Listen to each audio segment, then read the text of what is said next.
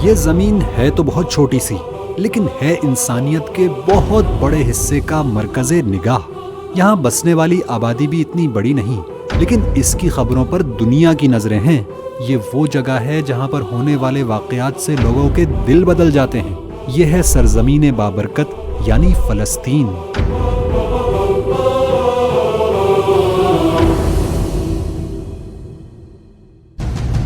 یہ کہانی اس زمانے کی ہے جب فلسطین پر برطانیہ قابض ہو چکا تھا۔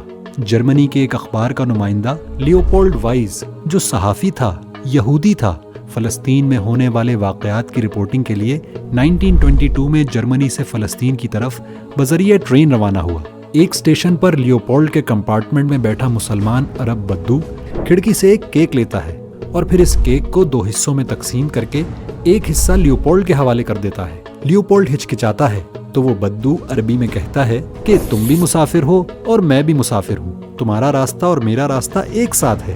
تھوڑی دیر بعد ٹرین غزہ میں داخل ہو جاتی ہے۔ خود غرض اور مادہ پرست یورپ سے آنے والے لیوپولڈ کے لیے یہ چھوٹا سا عمل بہت بڑا عمل بن گیا۔ وہ جو عربوں سے تعصب رکھتا تھا، اب عربوں کے متعلق اس کی رائے بدل گئی، اور اس واقعے نے بالآخر فلسطین جانے والے اس یہودی صحافی کا دل اور دماغ مکے کی طرف موڑ دیا، اور ایک مرحلے پر سورہ تکاثر پڑھ کر یہ یہودی اپنی بیوی سمیت مسلمان ہو گیا۔ دنیا اس کو علامہ محمد اسد کے نام سے جانتی ہے۔ علامہ محمد اسد نے اپنی زندگی کی داستان کو جس خود نوشت میں محفوظ کیا ہے، اس کا نام انہوں نے روڈ ٹو مکہ رکھا ہے، یعنی فلسطین کا سفر اصلاً مکہ یعنی اسلام کی طرف سفر بن گیا۔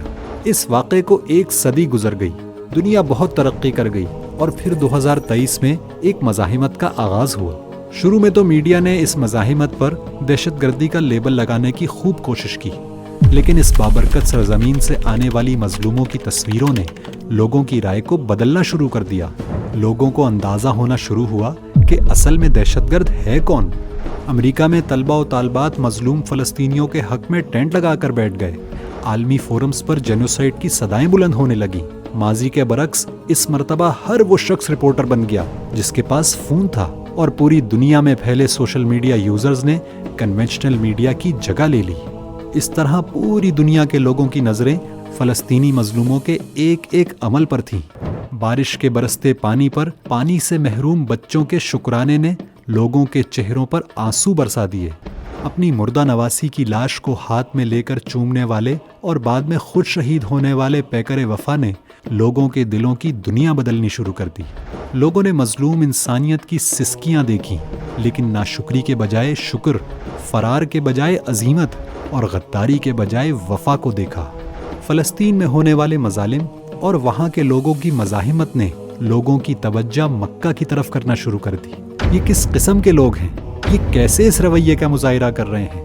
ایسے ہی نہ جانے کتنے سوالات کے جواب جاننے کے لیے اسلام کے حوالے سے کتابوں کی فروخت میں اضافہ ہونا شروع ہو گیا۔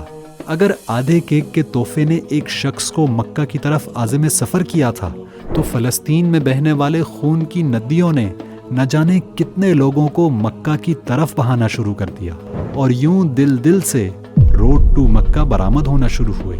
ہر قسم کی عسکری قوت اور پروپیگنڈے کی طاقت اس جذبہ ایمانی سے شکست کھا گئی، اور یوں باطل کو اپنے فائر کو نہ چاہتے ہوئے بھی سیز کرنا پڑا۔ وہ سیز فائر جس کو دنیا دور جدید کے فرعونوں کی شکست تسلیم کر رہی ہے۔ لیکن یہ صرف عسکری فتح کا معاملہ نہیں ہے۔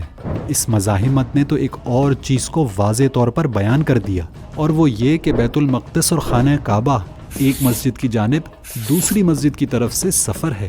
سفر معراج ان دونوں مسجدوں کے درمیان تعلق ظاہر کرنے والا واقعہ ہے۔ کوئی ہے جو اس حقیقت کو سمجھے؟